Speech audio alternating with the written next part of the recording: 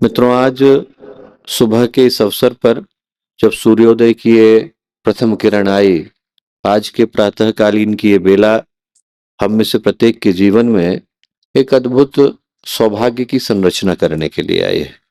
यदि हम लोग ध्यान से उठा करके देखें तो आज का दिन जिस चिंतन को लेकर के आया है, जिस दर्शन को लेकर के आया है, जिस अवसर को लेकर के आया है और जिस संकेत को लेकर के आया है, उसको जानने के लिए हम में से प्रत्येक को अपनी अंतरात्मा में कहीं गहरे उतरना पड़ता है। हम लोग मनुष्य के शरीर को लेकर के आए, पर यदि ध्यान से देखेंगे तो कीमत शरीर की नहीं है। ये शरीर तो उस प्राण के कारण मूल्यवान है जो उसके अंदर प्रवाहित होता है। बाहर तो व्यक्ति लिफाफे को लेकर के घूम रहा है, इसके अंदर की जो चिट्ठी है वो कीमती हो जाती है। बाहर का आवरण तो छोटे से बैक्टीरिया को, छोटे से वायरस को, उसके आघात को सहन नहीं कर पाता, पर इसके अंदर की जो प्राण चेतना है, यदि वो किसी दिन मनुष्य के शरीर के साथ अपने संबंध का विच्छेद कर देती है, तो वही शरीर जिसकी इच्छाओं की पूर्ति के लिए, कामनाओं की पूर्ति के लिए, वासनाओं की पूर्ति के लिए व्यक्ति किसी कुकर्म को करने से, कुकृत्य को करने से, हिंसा को करने से, गलत कार्य को करने से चूकता नहीं। किसी मनुष्य शरीर के भोगों की प्राप्ति के लिए तो व्यक्ति गलत पथ का चयन करता है, और वही शरीर यदि उस शरीर से प्राण चेतना का प्रवाह रुक जाए तो उसके जाते से ही ये शरीर किसी मूल्य का नहीं रह जाता है, लाश में बदल जाता है। प्राण के जाते से ही हम लोग प्राणी नहीं रह जाते हैं, लाश बन जाते हैं। उस लाश को फिर जलाने की, दफनाने की, नष्ट करने की व्यवस्था बनानी पड़ती है। जो कीमत है वो बाहर के शरीर की नहीं है दोस्तों, इसके अंदर प्रवाहित हो रही प्राण चेतना की है। आचार्य शंकर के जीवन की घटना आती है। एक दिन वो निकले, एक मंदिर से बाहर निकले तो उन्होंने देखा कि एक 89 वर्ष का आदमी खड़ा है, उसके हाथ में एक भिक्षा का पात्र था। उसने आचार्य शंकर को देखकर उनसे कहा कि थोड़े पैसे दे दीजिए। आचार्य शंकर ने कहा कि क्यों? बोले हमारे गांव में नर्तकियों का दल आया है, देखने का मन है। इतना क्षोभ हुआ आचार्य शंकर को, मन में इतनी ग्लानि हुई, उनको लगा ये व्यक्ति मृत्यु के करीब खड़ा है और उसके मन में अभी भी ये आशाएं।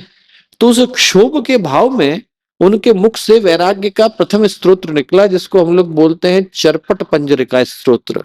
उसको उनने उस व्यक्ति से कहा और ये बोले, दिनमपि रजनी सायं प्रातः शिशिर वसंतो पुनरायातः कालः क्रीडति गच्छत्यायु तदपि न मुंचत्याशा वायु। दिन आता है, रात आती है, सुबह आती है, शाम आती है, देखते देखते मौसम बदल जाते हैं। और इसी तरीके से कालः क्रीडति गच्छत्यायु तदपि न मुंचत्याशा वायु, काल जो है, मृत्यु जो है, हमारे शरीर को खेल खेल में खाती चली जा रही है। और तब भी व्यक्ति आशा लगा करके बैठता है कि मैं तो अमरता लेकर के आया हूं। अंगम गलितम पलितम मुंडम दशन विहीनम जातम तुंडम। उस व्यक्ति को देख करके बोले कि तेरे अंग गल गए हैं, शरीर जो है वो पूरी तरह से नष्ट हो गया है। अंगम गलितम पलितम मुंडम, बाल झड़ गए, दशन विहीनम, दांत है नहीं, जातम तुंडम, बोला जा नहीं रहा, वृद्धो याति गृहीत्वा दंडम तदपि न मुंचत्याशा विंडम, वृद्ध हो गया है, डंडे का सहारा लेकर के चल रहा है, तब भी जीवन में इस आशा को लेकर के जी रहा है कि मैं न जाने कितने दिनों के जीवन को लेकर के आया हूं। भज गोविंदम भज गोविंदम गोविंदम भज मूढ़मते। अपने जीवन में उस गोविंद को धारण कर, जिसके माध्यम से व्यक्ति इस भव सागर से पार चला जाता है। फिर बोले, यावत जीवो निवसति देहे कुशलम तावत पृच्छति गेह। जब तक वो प्राण इस व्यक्ति के शरीर के अंदर निवास करता है, इसकी कुशलता की कामना हर कोई करता है। यावत जीवो निवसति देहे कुशलम तावत पृच्छति गेहे गतवती वायो देहा पाए भार्या बिभ्यति तस्मिन काए। जैसे ही वो प्राण इस शरीर से चला जाता है, वैसे ही वो शरीर, वो पति जिसके साथ पत्नी ने पूरा जीवन गुजारा होगा, वो पत्नी जिसके साथ पति ने पूरा जीवन गुजारा होगा, उस लाश के साथ एक रात गुजारने को तैयार नहीं होते हैं। भार्या बिभ्यति तस्मिन काए, उस शरीर के साथ घृणा हो जाती है। जिस शरीर की कुशलता के लिए हम लोग जिंदगी भर घूमे होंगे, उसकी इच्छाओं की पूर्ति के लिए तड़पे होंगे, कीमत किस चीज की है दोस्तों? कीमत प्राण की है। हमारे YouTube चैनल शांति कुंज वीडियो गायत्री परिवार को सब्सक्राइब करें एवं बेल आइकन जरूर दबाएं ताकि गायत्री परिवार की विभिन्न गतिविधियों की जानकारी आपको मिलती रहे।